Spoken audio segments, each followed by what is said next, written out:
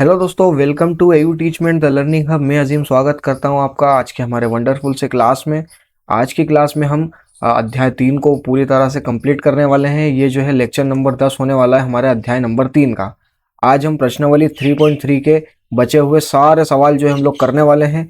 इस वीडियो के बाद हमारा जो अध्याय 3 है इससे रिलेटेड हमें कोई भी डाउट, कोई भी जो है समस्या नहीं रहेगी। विलोपन विधि दोस्तों हमने स्टार्ट कर दी थी, लेकिन मैंने थोड़ा सा जो है वो फास्ट करवाया था। तो आज हम लोग उसको थोड़ा सा जो है धीरे धीरे करके हम लोग समझेंगे। और साथ में और भी बहुत सारे वर्ड प्रॉब्लम जो कल छूट गए थे, मेरे हिसाब से 4 क्वेश्चन और है जो कि हमारे अध्याय 3 में और हमें करना होंगे। तो वो आज के हम इस वीडियो में बहुत आराम से, बहुत ही आसान तरीके से हम लोग सीखने वाले हैं। चलिए दोस्तों, शुरू करते हैं वीडियो को फटाफट से। पिछली वीडियो में दोस्तों हमने विलोपन विधि सीखी थी कि किस प्रकार से हम लोग जो है विलोपन विधि का इस्तेमाल करते हैं। ठीक है, विलोपन विधि का दोस्तों यूज करके हम लोग सबसे पहले क्या करते हैं, इसकी कुल जो है 2 से 3 स्टेप रहती है। सबसे पहली स्टेप तो ये रहती है इसमें कि आपको जो है दोनों युग्मों में से जो आपको दोनों समीकरण दे रखी हैं, तो 2 समीकरण में से एक चर को आपको जो है सेम बनाना होता है। एक चर के गुणांक को आपको सेम बनाना होता है। गुणांक को सेम बनाओ, सबसे पहली स्टेप है दोस्तों ये। सेम बनाने के बाद दोस्तों प्लस करके या फिर माइनस करके आपको दोनों समीकरण को एक दूसरे में से प्लस करना है या माइनस करना है। प्लस या माइनस करने पर आपका एक चर जो है जिसको आपने सेम बनाया है, जो एक चर है जिसको आपने सेम बनाया है, वो आपका गायब हो जाएगा, यानी कि कट जाएगा। फिर बचेगा आपका मात्र एक चर। फिर आप बचे कुछ वो जो चर रहेगा उस चर का आप लोग मान निकालो। यहां लिख देता हूं मैं, बचे हुए चर का मान निकालकर, बचे हुए चर का मान निकालकर, बचे हुए चर का मान निकालकर आपको अगले दूसरे आपको समीकरण 1 या 2 किसी में भी आपको रखना है। 1 या 2 में रखकर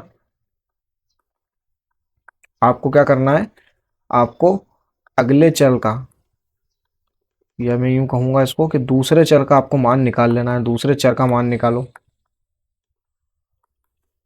मान निकालो। बस दोस्तों, मुख्य मुख्य हमारी जो है ये 3 ही जो है स्टेप रहती हैं दोस्तों विलोपन विधि में। 2 समीकरण दे रखेंगे, 2 समीकरण में एक चर के गुणांक को आपको सेम बना लेना है। अगर बना हो पहले से तो कोई दिक्कत नहीं, अगर नहीं हो तो फिर उसमें कुछ जोड़कर, कुछ घटाकर, कुछ गुणा कर कर, कुछ भाग कर कर आपको उसे सेम बना लेना है। सेम बनाने के बाद दोस्तों आपको प्लस या माइनस करके दोनों समीकरण को करना है। तो फिर आपका जो चर आपने सेम बनाया है वो कट जाएगा। उसके बाद फिर जो भी चर आए उस बचे हुए चर का मान निकालकर आपको समीकरण 1 में या फिर 2 में रखकर दूसरे चर का मान निकालना है। बहुत ही इजी से दोस्तों हमारे इसमें 3 स्टेप हैं। तो चलिए दोस्तों, अब हम सवाल करना स्टार्ट करते हैं जो हमारे कल बच गए थे। पहला क्वेश्चन दोस्तों बेहद आसान क्वेश्चन है दोस्तों।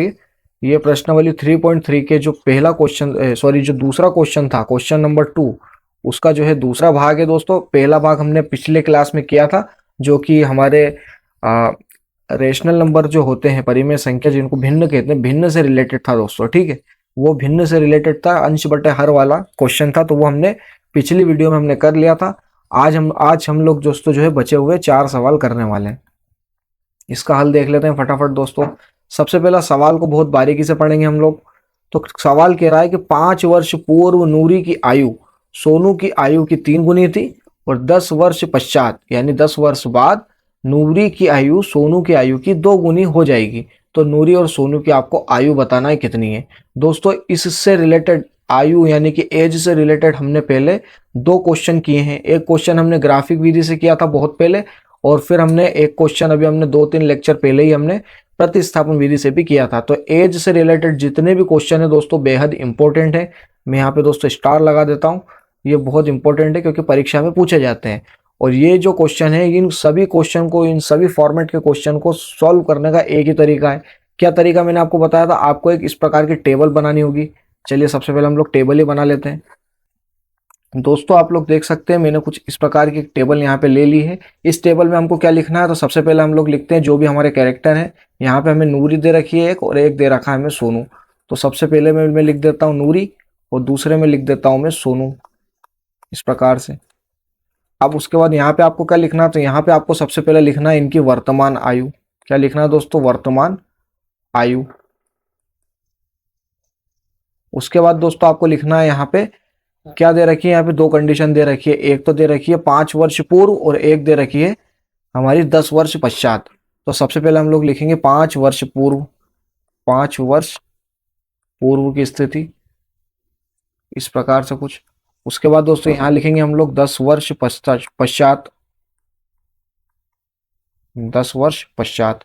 तो वर्तमान आयु, 10 वर्ष पूर्व आयु और 10 वर्ष पश्चात दोस्तों आयु हमें यहाँ पे देखनी, यानी कि 10 वर्ष बाद कुल मिला के। ठीक है, तो सबसे पहला वर्तमान आयु हम लोग को निकालना है इसमें। तो हम लोग सिंपल सा वर्तमान आयु को x मान लेंगे और इसकी वर्तमान आयु को y मान लेंगे। नूरी की वर्तमान आयु x हो गई और सोनू की वर्तमान आयु y हो गई। अब 5 वर्ष पूर्व यानी कि 5 साल पहले जो इसकी आयु है x माइनस 5 हो जाएगी। ऐसे ही हम लोग करते आ रहे हैं अभी तक एज वाले क्वेश्चन, यानी कि x जो वर्तमान आयु है उसमें से आप 5 साल घटा दो तो उसकी 5 वर्ष पूर्व आयु निकल जाएगी। इसी प्रकार से सोनू की हो जाएगी y माइनस 5। उसके बाद दोस्तों 10 वर्ष पश्चात यानी 10 वर्ष बाद की हमें निकालना है। तो जो प्रेजेंट आयु है, वर्तमान आयु है, उसमें आप सिंपल सा 10 ऐड कर दो। ठीक है, इसी प्रकार y में भी ऐड कर दो 10। सोनू की आयु 10 वर्ष बाद निकल जाएगी। तो इस प्रकार से दोस्तों आपको एक टेबल बनानी रहती है। हर क्वेश्चन जो भी एज से रिलेटेड आए उसमें इस टाइप के टेबल बनाना जो है आपको पड़ेगी। और इसी टेबल से दोस्तों हम लोग आगे चल के जो है पूरा जो है क्वेश्चन को हम लोग सोल्व करेंगे। इस टेबल को मैं छोटे करके यहाँ पे कर देता हूँ और अब हम लोग स्टार्ट करते हैं यहाँ से। सबसे पहले दोस्तों हम लोग क्या करेंगे, सबसे पहली स्थिति लिखेंगे। पहली स्थिति दोस्तों क्या कह रही है हमारी? पहली स्थिति कह रही है कि 5 वर्ष पूर्व जो हमारी सोनू की नूरी की आयु है, सॉरी नूरी की आयु सोनू की आयु से, सोनू की आयु की 3 गुनी थी दोस्तों, आयु की 3 गुनी थी। इस प्रकार से हम लोग इसको लिख देंगे, यानी कि 5 वर्ष पूर्व नूरी की आयु सोनू की आयु की 3 गुनी थी। अब हम लोग अगर इसको इस रूप में लिखें हमारी समीकरण बनाने के लिए तो ये किस प्रकार से हो जाएगा दोस्तों? देखिए 5 वर्ष पूर्व इसकी आयु क्या है दोस्तों? 5 वर्ष पूर्व नूरी की आयु x माइनस 5 है, सोनू की आयु y माइनस 5 है। यानी कि हम लोग कह सकते हैं कि नूरी की आयु यानी कि x माइनस 5 बराबर है 3 गुनी सोनू की आयु से, यानी कि 3 गुणा हो जाएगा हमारा y माइनस 5 में। इस प्रकार से दोस्तों हमारी पहली समीकरण बनकर तैयार होगी, ये कहना चाह रहा है। चलिए इससे समीकरण बना लेते हैं फटाफट। हम लोग क्या करते हैं, सबसे पहले तो यहाँ पे मल्टीप्लाई होगा इस प्रकार से 3 का इसमें, तो x माइनस 5 तो एज इट इज रहेगा। यहाँ पे इसका जब हम लोग मल्टीप्लाई करेंगे तो ये हो जाएगा 3y माइनस का 5, सॉरी 3y माइनस का 15, इस प्रकार से हो जाएगा दोस्तों। फिर हम लोग जब आगे बढ़ेंगे तो y वाला इधर ले लेते हैं, बाकी के उधर दे देते हैं। तो ये हो जाएगा सिंपल सा x माइनस, ये 3y है तो माइनस का 3y हो जाएगा, इधर इधर प्लस का था इधर ले गए तो माइनस का हो गया, इधर माइनस का 5 उधर जाके हो जाएगा प्लस का 5, तो माइनस 15 प्लस 5। तो यहाँ से सिंपल सा दोस्तों समीकरण निकल के आएगी x माइनस 3y बराबर माइनस का 15 प्लस का 5। तो दोस्तों ये हो जाएगा माइनस का 10। ये हमारी सिंपल सी हमारी एक समीकरण निकल के यहाँ से आ चुकी है। इस समीकरण को मैं अंडरलाइन इस प्रकार से कर देता हूँ। ये हो गई आपकी समीकरण नंबर 1। तो दोस्तों देख सकते हैं हमने पहली स्थिति हम लोगों ने ली और पहली स्थिति से हमने इस प्रकार से समीकरण निकाल दी, जैसे कि हम पिछले क्वेश्चंस में भी हम लोग निकालते आ रहे थे। इसी प्रकार दोस्तों हम लोग दूसरी स्थिति ले लेंगे। दूसरी स्थिति दोस्तों हमें क्या दे रखी है? दूसरी स्थिति हमें दे रखी है यहाँ पे क्वेश्चन में कि नूरी की आयु सोनू की आयु की 2 गुनी हो जाएगी, कब? 10 वर्ष पश्चात। ठीक है, तो यहाँ पे मैं लिख देता हूँ सिंपल सा कि 10 वर्ष बाद, 10 वर्ष पश्चात नूरी की आयु 2 गुना हो जाएगी सोनू की आयु के, सोनू की आयु के हो जाएगी दोस्तों। अब इससे समीकरण कैसे निकालेंगे दोस्तों? तो देखिए 10 वर्ष बाद जो है सोनू की आयु x प्लस 10 है और सोनू की आयु y प्लस 10 है और नूरी की आयु x प्लस 10 है। तो यहाँ पे दोस्तों हम लोग लिख सकते हैं कि x प्लस 10 यानी कि 10 वर्ष बाद जो नूरी की आयु है वो 2 गुनी हो जाएगी y प्लस 10 के, यानी कि हमारी सोनू की आयु के, है ना। नूरी की आयु 2 गुना हो जाएगी। सोनू की आयु के 10 वर्ष बाद की लेना है तो हमने 10 x प्लस 10 ले लिया, यहाँ पे भी y प्लस 10 ले लिया। सिंपल सा दोस्तों हम लोग आगे बढ़ेंगे। यहाँ पे सिंपल सा x प्लस 10 तो एज इट इज रहेगा। यहाँ से 2 का मल्टीप्लाई होगा y में तो हो जाएगा 2y, प्लस 2 का मल्टीप्लाई 10 में होगा तो हो जाएगा 20। इस प्रकार से दोस्तों, ठीक है। अब आपको सिंपल सा यहाँ से कैलकुलेशन आप करोगे तो इधर को y वाले इधर लिया और बाकी के उधर ले जाओ, तो x माइनस 2y हो जाएगा। देखिए यहाँ पे 10 है, सॉरी यहाँ पे 20 है, यहाँ पे 10 है, तो उधर दोस्तों 10 बचेगा इस प्रकार से। तो ये यहाँ पे दोस्तों हमारी बन चुकी है समीकरण नंबर 2। ये हो गई हमारी समीकरण 2। अब समीकरण 1 निकल के आ चुकी है, समीकरण 2 निकल के आ चुकी है। देख सकते हैं आप दोनों में, इसके अंदर भी x कॉमन है और इसके अंदर भी हमारा x कॉमन है, तो हम डायरेक्टली एक में से 2 को घटा सकते हैं। तो चलिए हम लोग कर देते हैं फटाफट। तो अब हम लोग यहाँ पे लिख देते हैं कि समीकरण 1 माइनस समीकरण 2 करने पर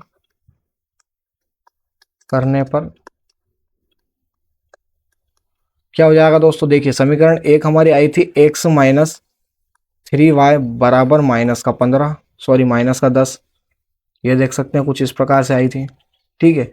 इसी प्रकार दोस्तों हमारी दूसरी आई है x माइनस 2y बराबर 10। सिंपल सा माइनस करेंगे, माइनस जब हम करते हैं तो जो हमारे चिन्ह है वो पलट जाते हैं। ये प्लस का था x तो ये माइनस का हो जाएगा, ये माइनस का था तो ये प्लस का हो जाएगा, ये प्लस का था तो ये हमारा माइनस का हो जाएगा। सिंपल सा दोस्तों अब हम लोग इसको करेंगे जब, तो यहाँ से देखिए इस x से तो ये x हो जाएगा हमारा पूरी तरह से कैंसिल, क्योंकि प्लस का या माइनस का 3y प्लस का 2y दोस्तों आपका हो जाएगा यहाँ से y, माइनस का y हो जाएगा इस प्रकार से, ठीक है। और माइनस का y बराबर यहाँ पे हो जाएगा, देखिए माइनस का 10 और माइनस का 10 मिलके हो जाएंगे दोस्तों माइनस का 20। इस माइनस से आप ये माइनस काट दो सिंपल सा, ठीक है। इस माइनस से जब आप ये माइनस काट दोगे तो आपका जो फाइनल आंसर है वो आ जाएगा y बराबर 20 वर्ष। यानी कि सोनू की आयु हमारी निकल के आ चुकी है वर्तमान आयु, जो कि आ गई y बराबर 20 वर्ष। सेम एज इट इज दोस्तों हम लोग इसी प्रकार से दोस्तों अब हम लोग जो y का मान है हमारा, y का मान वो हम लोग अपनी समीकरण 1 में या 2 में किसी में भी रख सकते हो। मैं समीकरण 2 में रख सकता हूँ। तो समीकरण 2 में रखने पर दोस्तों हम लोग देखते हैं यहाँ पे क्या होता है। तो जैसे हम लोग y का मान समीकरण 2 में रख देंगे, समीकरण 2 हमारी ये रही, तो x की जगह तो दोस्तों x ही रहेगा हमारा,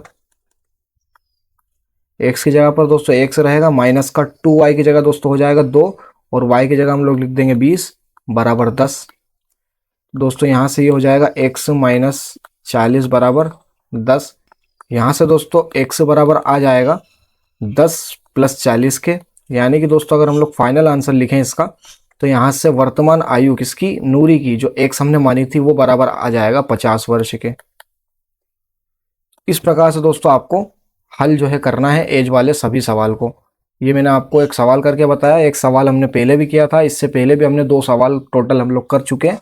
और इसी प्रकार से दोस्तों इस फॉर्मेट के सभी सवाल आप लोग इसी प्रकार से करेंगे आगे चल के, ठीक है। तो मेरे हिसाब से ये क्वेश्चन आपको पूरा क्लियर हुआ होगा। अगर क्लियर नहीं हुआ तो आप कमेंट में अपना जो भी डाउट है वो आप हमें बता सकते हैं।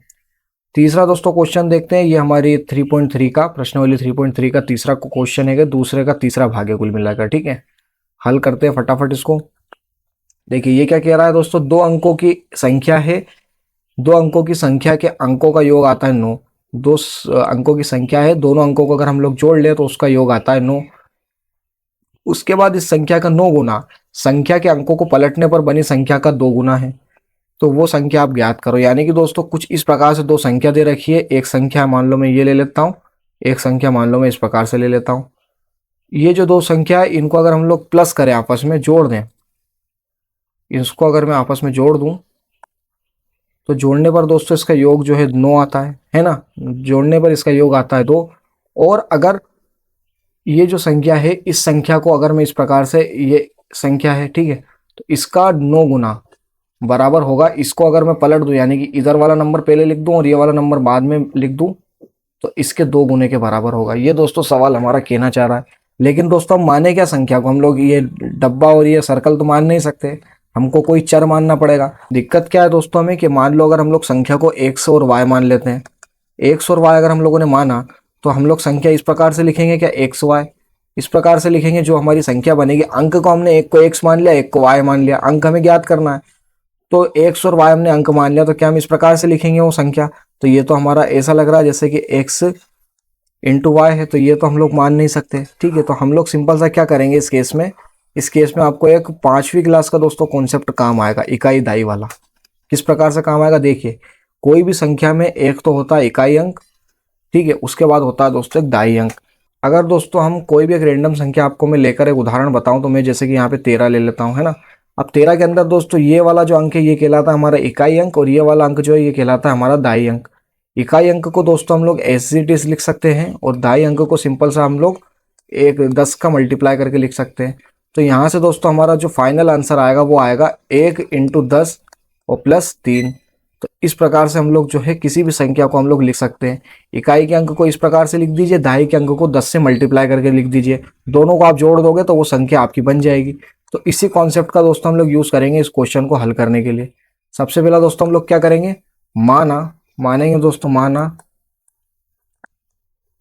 इकाई का अंक x तथा जो हमारा दहाई का अंक है, दहाई का अंक y है। सिंपल सा दोस्तों इसको हम लोग मान लेंगे। मानने के बाद दोस्तों सिंपल सा अब हम लोग जो दो कंडीशन दे रखी है उससे हम लोग दो समीकरण बनाएंगे।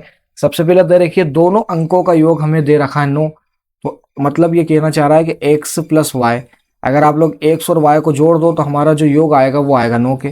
तो ये हो गई हमारी समीकरण नंबर 1, सिंपल सी। ऐसे ही दोस्तों हम लोग दूसरी कंडीशन देखेंगे। दूसरी कंडीशन दोस्तों दे रखी है कि इस संख्या का 9 गुना।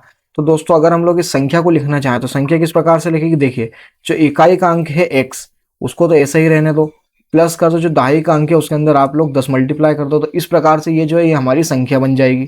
तो इस संख्या का दोस्तों 9 गुना, यानी कि इसका अगर हम लोग 9 से मल्टीप्लाई कर दें तो बराबर हो जाएगी संख्या को। अगर हम लोग पलट दें, पलटने का मतलब है दोस्तों जो इकाई का अंक है वो दाही का बन जाए, जो दाही का अंक है वो इकाई का बन जाए, यानी कि इस प्रकार से हो जाएगा ये y बन जाएगा इकाई का अंक प्लस x बन जाएगा दोस्तों दाही का अंक। तो हम लोग इस प्रकार से 10x लिख सकते हैं, इसके दो गुने के दोस्तों बराबर रहेगी वो, ये हमको कहना चाह रहा है कंडीशन में।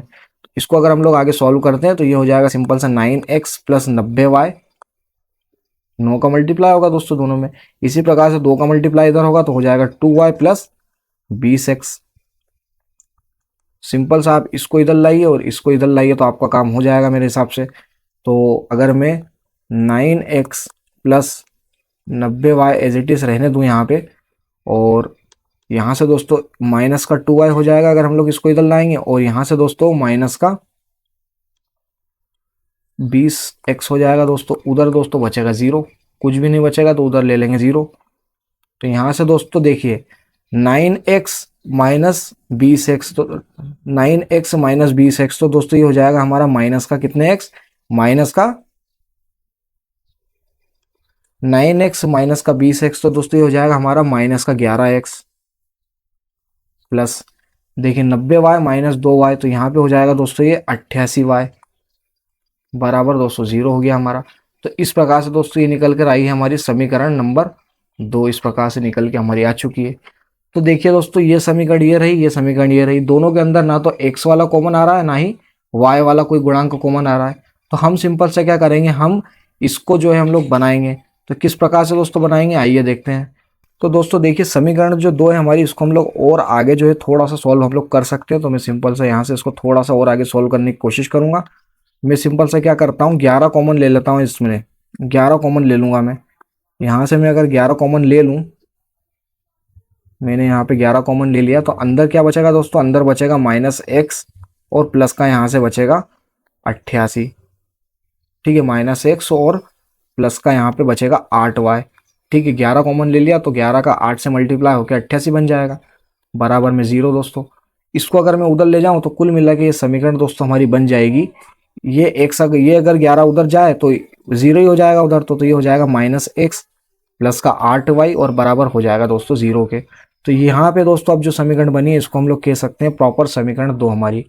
अब देखिए समीकरण 1 और समीकरण 2 के अंदर जो x है ये हमारा कॉमन है, और ये प्लस का है ये माइनस का है। तो अगर हम लोग इन दोनों समीकरणों को जोड़ देते हैं तो हमारा आंसर आ जाएगा। तो चलिए जोड़ देते हैं।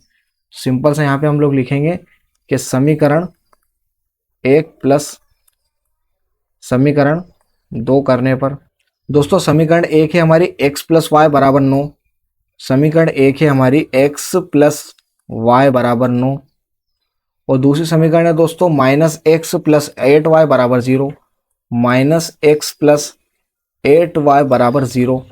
तो सिंपल सा हम लोग दोस्तों माइनस करेंगे, सॉरी प्लस करेंगे। प्लस करने में दोस्तों चिन्ह नहीं बदलते, सेम एज इट इज रहते। तो यहाँ से दोस्तों हमारा जो हल है, जो आंसर है वो क्या जाएगा, देखिए एक्स तो दोस्तों हमारा एक्स से कट जाएगा। देखिए ये भी एक्स प्लस का, ये एक्स माइनस का, तो ये कट गया।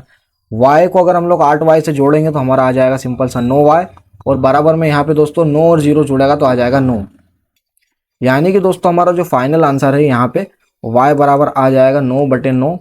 यानी कि इस 9 को 9 से काट देंगे तो यहाँ पे सिंपल सा हमारा 1 आ जाएगा y का मान। y का मान दोस्तों यहाँ पे 1 आ जाएगा। इसी प्रकार दोस्तों हम लोग y का मान काय में रख देंगे, समीकरण नंबर 1 में रख दो, 2 में रख दो, मैं सिंपल सा 1 में रख देता हूँ। तो y का मान मैं रख देता हूँ समीकरण नंबर 1 में रखने पर। तो y का मान जो हम समीकरण नंबर 1 में रख देंगे तो ये हो जाएगा सिंपल सा कुछ इस प्रकार से कुछ इस प्रकार से हो जाए। तो दोस्तों ये हो जाएगा x तो सेम एज इट इज रहेगा प्लस y की जगह दोस्तों हमने रख दिया 1 बराबर में है दोस्तों 9। तो यहाँ से सिंपल सा जो हमारा x का मान है वो निकल कर आएगा 9 - 1 यानी कि दोस्तों 8। x का मान दोस्तों 8 निकल के आ गया, y का मान 1 निकल के आया। जो हमने माना था दोस्तों हमने कि जो हमारा x है वो इकाई का अंक है, y हमारा दहाई का अंक है। तो सिंपल से हम लोग संख्या बना सकते हैं। संख्या कैसे बनाएंगे दोस्तों, तो जो हमारी संख्या होगी अंततः, यहां लिख देता हूं मैं, अतः संख्या इकाई का अंक दोस्तों x था यानी कि 8, यानी कि दोस्तों 8 हमारा इकाई का हो गया और दहाई का अंक 1 था यानी कि 1 हो गया। यानी कि जो हमारी संख्या बनी वो हमारी बनी 18, तो 18 होगी। इस प्रकार से दोस्तों हमारा जो हल है वो निकल कर आ जाएगा। जो हमारी संख्या है वो हमारी 18 होगी। तो इसी प्रकार से दोस्तों आपको इस टाइप के क्वेश्चन, इस वैरायटी के क्वेश्चन आपको सॉल्व करना रहेंगे। अब दोस्तों हम लोग हमारे नेक्स्ट उसमें आ जाते हैं, नेक्स्ट क्वेश्चन पे फटाफट से। टाइम बहुत ही हमारे पास कम बचा है दोस्तों। क्वेश्चन पढ़िए फटाफट। तो मीना 2000 रुपये निकालने अपने एक बैंक में गई। उसने खजांची से 50 तथा 100 के नोट देने के लिए कहा और मीना ने कुल 25 नोट प्राप्त किए। ज्ञात कीजिए कि उसने 50 के कितने नोट प्राप्त किए और 100 के कितने नोट प्राप्त किए। ठीक है दोस्तों, तो हमें कुल मिला के हमें बताना है कि उसने 50 के कितने नोट प्राप्त किए और 100 के कितने नोट प्राप्त किए। उसने टोटल 2000 रुपये प्राप्त किए और 50 और 100 में प्राप्त किए, ये हमें मालूम है। और टोटल 25 नोट हैं उसके हाथ में। ये दोस्तों फटाफट से इसकी समीकरण बनाते हैं। जो हिंट हमें दे रखी है इससे समीकरण बना देते हैं फटाफट। तो दोस्तों सबसे पहली हिंट तो हमें ये दे रखी है कि 50 के नोट हैं और 100 के नोट हैं और टोटल नोट 25 हैं। तो हम लोग सिंपल सा जो 100 के नोट है, जो हमें निकालना है 100 का नोट और 50 का नोट, तो मैं मान लेता हूं कि माना 50 के नोट की संख्या x तथा 100 के नोट की संख्या y है। यानी कि दोस्तों x हो गई, x हमारे 50 के नोट हैं, y हमारे 100 के नोट हैं। तो x प्लस y, यानी कि हम लोग ये लिख सकते हैं दोस्तों टोटल जो x प्लस y है वो मिलाकर दोस्तों हमारे पास 25 नोट हैं। टोटल 25 नोट हैं। तो ये बन गई हमारी समीकरण नंबर 1। समीकरण 2 दोस्तों बनाना है। तो देखिए समीकरण 2 कहां से बनेगी दोस्तों, टोटल हमारे पास 2000 रुपये उसने निकाले। तो मतलब कि अगर उसने 50 का इंटू कर दे हम लोग, जितने 50 के नोट हैं, 100 का इंटू कर दे अगर जितने 100 के नोट हैं, तो हमारे 2000 रुपये आ जाएंगे। यानी कि दोस्तों उसने 50 गुणित x प्लस 100 गुणित y नोट उसने निकाले और टोटल आया उसका 2000 रुपये। तो ये बन गई हमारी समीकरण नंबर 2। समीकरण 1 समीकरण 2 बन गई। दोनों के अंदर आप देख सकते हैं दोस्तों कोई भी चीज कॉमन इसमें नहीं है, लेकिन हमें विलोपन विधि से इसे सॉल्व करना है। तो हमें दोनों के अंदर दोस्तों एक चीज हमें बनाना पड़ेगी। तो हम सिंपल से क्या करते हैं दोस्तों, देखिए इसमें से 50 हम लोग कॉमन ले सकते हैं, इस पूरी लाइन में से ले सकते हैं, नहीं ले सकते हैं दोस्तों।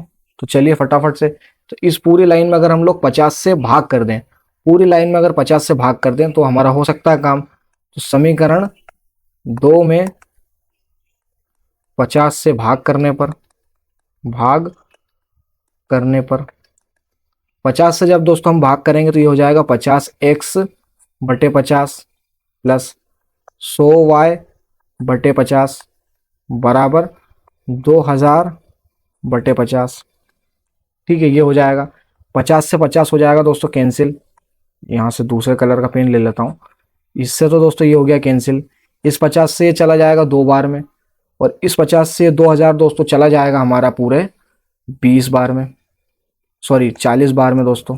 ठीक है, क्योंकि 50-50 के अगर हम लोग 10 नोट ले लें तो हमारा बन जाता है 500, और 500 के दोस्तों अगर हम लोग इसी तरीके से अगर 4 बार ले लें, यानी कि 10 गुणित 4, तो 40 नोट में हमारा 2000 का नोट बन जाएगा। इस प्रकार से दोस्तों हमारा ये पूरा हमने 50 से काट दिया, क्योंकि दोनों पक्षों में अंतर हम दोस्तों जो है बराबर संख्या का गुणा बराबर संख्या से भाग या बराबर संख्या से हम लोग जो है प्लस माइनस हम लोग कर सकते हैं, ये पक्षांतर का नियम है। तो ये हम जब संडे के दिन बेसिक मैथ्स पढ़ रहे होंगे तो इन सभी चीज़ों पर चर्चा करेंगे। आपके लिए एक बहुत ही अच्छी हम लोगों ने सेशन तैयार करने वाले प्लान कर रहे हैं दोस्तों हम लोग, जिसमें हम आपको कंप्लीट बेसिक मैथ्स आपको पढ़ाएंगे। तो चलिए अब हम लोग आगे बढ़ते हैं फटाफट। तो फाइनल समीकरण दोस्तों क्या बन जाएगी? फाइनल समीकरण बन जाएगी x प्लस 2y बराबर दोस्तों यहाँ पे हो जाएगा क्या? 40 के। दोस्तों ये समीकरण हमने समीकरण नंबर 2 से जो है सरल रूप में लाके बनाई है, तो इसको मैं सिंपल सा 3 मान लेता हूँ। अब दोस्तों विलोपन विधि से हम लोग क्या करेंगे, देखिए इसका जो x वाला पद है वो सेम हो चुका है, तो हम लोग सिंपल सा इस समीकरण में से इस समीकरण को अगर घटा देंगे तो हमारा फाइनल आंसर निकल कर आ जाएगा। तो चलिए यहाँ पे घटा देते हैं फटाफट। तो मैं यहाँ पे लिख देता हूँ सिंपल सा समीकरण 1 माइनस समीकरण 3 करने पर दोस्तों यहाँ पे जो समीकरण 1 है वो दे रखी है x प्लस वाई बराबर में 25। समीकरण 3 जो हमने समीकरण 2 से सरल कर कर बनाई है वो दे रखी है दोस्तों x प्लस 2y बराबर 40। जब हम लोग इसको आपस में माइनस करेंगे तो यहाँ पे जो चिन्ह है वो बदल जाएंगे, प्लस माइनस हो जाएगा, प्लस माइनस हो जाएगा, प्लस माइनस हो जाएगा। फाइनली दोस्तों हम लोग क्या कर सकते हैं, इससे काट सकते हैं क्योंकि ये प्लस का है माइनस का, और उसके बाद y में से प्लस के y में से माइनस का 2y गया, तो यहाँ पे दोस्तों बच जाएगा माइनस का y बराबर 25 में से दोस्तों 40 गए माइनस के, तो बच जाएगा माइनस का 15। माइनस से माइनस कैंसिल कर दीजिए, फाइनली y का मान आ गया दोस्तों 15, यानी कि दोस्तों 15 नोट होंगे हमारे 100 के। ये तो हमने निकाल लिया। उसके बाद दोस्तों हम लोग सिंपल सा क्या करेंगे, y का मान रख देंगे हम लोग समीकरण 1 में रख दो आप, तो y का मान समीकरण 1 में रखने पर 1 में जब हम लोग रखेंगे दोस्तों तो ये हो जाएगा x एज इट इज रहेगा, y की जगह हम लोग रख देंगे दोस्तों 15 बराबर 25। तो यहाँ से आप साफ देख सकते हैं x का मान दोस्तों 10 हो जाएगा। इस प्रकार से दोस्तों आप लोग निकाल सकते हो। यानी कि दोस्तों कुल मिला के ये क्या कहना चाह रहा है, ये कहना दोस्तों ये चाह रहा है कि जो हमारे 50 के नोट थे दोस्तों वो 5 थे, और सॉरी 50 के नोट दोस्तों 10 थे हमारे, और 100 के नोट हमारे 15 थे। तो इस प्रकार से दोस्तों हमारे पैसे हो गए 25 नोट। आई होप दोस्तों आपको यहाँ पे समझ में आया होगा पूरा ये। अब सिंपल सा दोस्तों लास्ट क्वेश्चन है हमारे अध्याय 3 का, इसको कर लेते हैं फटाफट से। दोस्तों ये क्वेश्चन क्या कह रहा है दोस्तों, क्वेश्चन कह रहा है कि किराए पर पुस्तकें देने वाले किसी पुस्तकालय का प्रथम 3 दिन का किराया नियत है। 3 दिन तो आपको नियत किराया देना पड़ेगा, उस तथा उसके बाद प्रत्येक अतिरिक्त दिन का अलग किराया लगेगा। सरिता ने 7 दिनों तक एक पुस्तक रखने के लिए 27 रुपये अदा किए, और क्या लिखा है इसमें, सूसी ने दोस्तों 5 दिन पुस्तक रखने के 21 रुपये अदा किए। तो हमें नियमित किराया क्या है, और प्रत्येक दिन का जो है अतिरिक्त दिन का जो है अतिरिक्त किराया क्या है दोस्तों, वो हमें बताना है। तो दोस्तों बहुत ही अच्छा क्वेश्चन है, मेरे हिसाब से अच्छे लेवल का क्वेश्चन है। देखिए एक पुस्तकालय अगर आप 1 दिन रखोगे, 2 दिन रखोगे, 3 दिन रखोगे, तो आपको जो किराया है वो एक फिक्स देना पड़ेगा। उसके बाद अगर आप लोग एक एक दिन अगर आप लोग और एक्स्ट्रा बढ़ाए जाओगे उसको, तो आपको यहाँ पे प्रतिदिन का आपको जो है एक और किराया देना पड़ेगा। तो ये दोस्तों कहना चाह रहा है, इस प्रकार का एक पुस्तकालय का जो है नियम है दोस्तों। अब इस नियम के चलते दोस्तों 2 यहाँ पे कैरेक्टर दे रखे हैं। कैरेक्टर है सरिता, जिसने जो है 7 दिन पुस्तक रखी। 7 दिन पुस्तक रखने पर दोस्तों उसने कितने रुपए अदा किए, तो दोस्तों उसने 27 रुपये अदा किए। इसी प्रकार दोस्तों जो हमारा सूसी नाम का एक कैरेक्टर है, उसने 5 दिन दोस्तों रखी, तो उसने 5 दिन के 21 रुपये कराया था। तो क्या है दोस्तों किराया, हमारा नियत किराया क्या है, प्रत्येक अतिरिक्त दिन का किराया क्या है, ये हमें ज्ञात करना है। चलिए दोस्तों इसको हल करना स्टार्ट करते हैं। सबसे पहला तो दोस्तों नियत किराया निकालना है, प्रत्येक अतिरिक्त दिन का किराया निकालना है। तो दोस्तों नियत किराया को मैं मान लेता हूँ x, और अतिरिक्त प्रति एक दिन का जो किराया है उसको मैं मान लेता हूँ y। सिंपल सा यहाँ लिखूंगा मैं, माना नियत किराया, जो नियत किराया है वो है हमारे बराबर y के, तथा अतिरिक्त किराया, जो अतिरिक्त प्रतिदिन अतिरिक्त किराया है, प्रतिदिन अतिरिक्त किराया है वो बराबर है हमारा y के। ठीक है, इसको यहाँ पे y लिख दिया गया मैंने, इसको हटा देता हूँ मैं। जो हमारा नियत किराया है वो x के बराबर है, तथा प्रतिदिन का जो हमारा एक्स्ट्रा किराया वो लोग ले रहे हैं वो हमारे y के बराबर है। ठीक है, इतना लिखने के बाद दोस्तों अब हम लोग समीकरण बना सकते हैं। सबसे पहले दोस्तों पहली कंडीशन पढ़ो। पहली कंडीशन क्या दे रखी है कि उसने जो है 7 दिन पुस्तक रखी। तो देखिए अगर उसने 7 दिन ऐसे पुस्तक रखी, मैं मान लो इस प्रकार से 7 दिन रखे उसने, ये हमारे टोटल 7 दिन हो गए। और एक ने दोस्तों जो है 5 दिन रखी, इस प्रकार से उसको 5 दिन में कर देता हूँ। तो दोस्तों क्वेश्चन हमें ये कहना चाह रहा है कि 3 दिन का तो दोस्तों किराया जो है वो नियत है, इसको भी 3 दिन का एक नियत किराया लगा होगा। तो जो नियत किराया है वो तो हमारा x हो गया। 3 दिन तक तो दोस्तों 100 रुपये इसके लग गए। उसके बाद इसने 1 2 3 4 दिन एक्स्ट्रा रखी तो इसके जो है 4y रुपये लग गए। यानी कि दोस्तों उसने एक्स्ट्रा 4 दिन रखी तो उसको जो प्रतिदिन एक्स्ट्रा किराया है उसका 4 गुना देना होगा, यानी कि 4y देना होगा। इसने एक्स्ट्रा दोस्तों 2 ही दिन रखी तो इसको 2y देना होगा। तो इस प्रकार से दोस्तों हम लोग समीकरण इसकी बनाएंगे। कैसे बनेगी दोस्तों समीकरण, देखिए यहाँ हम लोग लिखेंगे सबसे पहले तो x प्लस उसने 4 दिन एक्स्ट्रा रखी, 3 दिन का तो नियत किराया हो गया, उसके बाद 4 दिन एक्स्ट्रा रखी तो 4y, जो कि हुए उसके 27 रुपये। इसी प्रकार दोस्तों इसने 2 दिन एक्स्ट्रा रखी तो इसका हो जाएगा x प्लस 2y, जो कि है 21 रुपये। बनी बनाए दोस्तों समीकरण है बिल्कुल। इसको मान लो समीकरण नंबर 1, इसको मान लो आप समीकरण नंबर 2। समीकरण नंबर 1 में से समीकरण नंबर 2 को आप माइनस कर दो, आपका आंसर आ जाएगा। तो सिंपल सा मैं यहाँ क्या करूंगा, यहाँ पे मैं करूंगा समीकरण नंबर 1 माइनस समीकरण नंबर 2। समीकरण नंबर 1 है हमारी x प्लस 4y माइनस का 27 बराबर 27, और 2 है दोस्तों x प्लस 2y बराबर 21। सिंपल सा माइनस करने पे दोस्तों सभी को पता है क्या होता है विलोपन विधि में, चिन्ह बदल जाते हैं कुछ इस प्रकार से, प्लस का माइनस हो जाएगा। अब सिंपल सा इसको फाइनल हम लोग क्या कर सकते हैं, ये प्लस का x माइनस का x कट जाएगा, यहाँ से 4y और माइनस 2y आ जाएगा, यहाँ से 2y बराबर 27 माइनस 21 यानी कि 6। तो यहाँ से दोस्तों फाइनली जो हमारा y निकल रहेगा दोस्तों, y बराबर हो जाएगा, इस 2 को इधर लाओ, हो जाएगा 6/2, इससे कैंसिल हो जाएगा 3 बार में। यानी कि दोस्तों फाइनल जो हमारा अतिरिक्त पर दिन किराया आया वो आया हमारा 3 रुपये पर डे, इस प्रकार से। अब सिंपल सा क्या करेंगे दोस्तों, वही करेंगे जो होता है हमेशा। अब दोस्तों हम सिंपल सा क्या करेंगे, हम लोग जो y का मान हमारा निकल कर आया है, y का मान वो हम लोग रख देते हैं समीकरण 1 में रख दो। समीकरण 1 में रखने पर तो दोस्तों y का मान हमारा आया है 3, और समीकरण 1 था हमारा x प्लस 4y बराबर 27, इस प्रकार से था। जब हम लोग इसमें रखेंगे तो x का मान तो एज इट इज रहेगा, y का मान हम लोग रख देंगे यहाँ से 3 बराबर में 27। दोस्तों x प्लस 4 3 हो जाएगा दोस्तों 12 बराबर 27। तो सिंपल सा दोस्तों यहाँ से जो x बराबर हो जाएगा वो हो जाएगा 27, ये 12 इधर आएगा, माइनस का 12 हो जाएगा, 27 माइनस 12, तो x बराबर दोस्तों हो जाएगा फाइनली हमारा 15 रुपये। इस प्रकार से कुछ हो जाएगा हमारा। ठीक है, यानी कि दोस्तों कुल मिला के ये कहना चाह रहा है कि प्रतिदिन जो दोस्तों किराया है वो तो हो गया हमारा 3 रुपये, और जो डेली का जो हमारा मतलब 3 दिन का जो फिक्स किराया है वो है हमारा 15 रुपये। तो यहाँ पे हम लोग सिंपल सा लिख सकते हैं, अतः नियत किराया, 3 दिन का जो नियत किराया है वो हो जाएगा दोस्तों आपका 15 रुपये, तथा अतिरिक्त प्रतिदिन किराया हो जाएगा आपका पूरे 3 रुपये। तो आई होप दोस्तों आपको समझ में आया होगा, सभी आंसर आपको अच्छे से समझ में आए होंगे। अगर आपको कोई भी में आपको दिक्कत है तो आप नीचे कमेंट कीजिए, आपको उसका वापस से हम लोग करके बताएंगे नेक्स्ट वीडियो में। तो दोस्तों आज हमारा फाइनली, बहुत दिनों से दोस्तों ये चल रहा था, लगभग दोस्तों हमें इसको करते करते 15 दिन हो गए दोस्तों। तो 15 दिन में हम लोगों ने इसको फाइनली कंप्लीट कर ली। थोड़ी सी बड़ी थी दोस्तों मानता हूँ, लेकिन इसमें जो क्वेश्चन है वो हमने बहुत ही ईजीएस्ट वे में और मैंने आपको जो है बहुत ही डिटेल में सॉल्व करके बताया, तो इसलिए थोड़ा सा इसमें टाइम लगा। तो हमने आज फाइनली इसको कंप्लीट कर लिया है। और नेक्स्ट क्लास से दोस्तों, नेक्स्ट क्लास यानी कि कल से दोस्तों हम लोग हमारा चैप्टर नंबर 4 जो है स्टार्ट करने वाले हैं।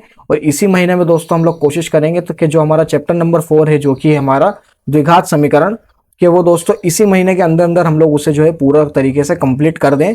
और फिर अगले महीने से, जैसा कि मैंने आपको बताया कि अगले महीने से हम संडे के दिन आपको पता चल जाएगा दोस्तों, एक सरप्राइज है आपके लिए। एक तो बेसिक मैथ्स क्लास जो कि मैंने आपको बता दिया है संडे के दिन होने वाली है, और उसके बाद दोस्तों हम लोग एक रिवीजन क्लास जैसा मैंने आपको बताया था जो रीस्टार्ट बैच रहेगी, वो भी हम लोग जो है स्टार्ट करने वाले हैं। संडे को आपको सब पता चल जाएगा।